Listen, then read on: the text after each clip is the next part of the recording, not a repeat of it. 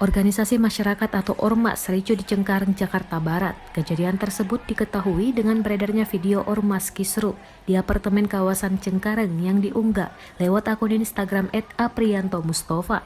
Diduga kuat, Ormas ribut di Cengkareng tersebut dalam video akibat memperebutkan lahan parkir.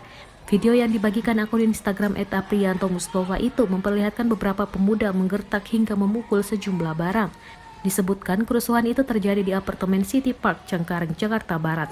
Kerusuhan itu terjadi pada Minggu 14 Juni 2020, pukul 19 waktu Indonesia Barat. Atas kasus ini, Kasat Reskrim Polres Metro Jakarta Barat, Kompol Teuku Arsya Kadafi, membenarkan informasi itu.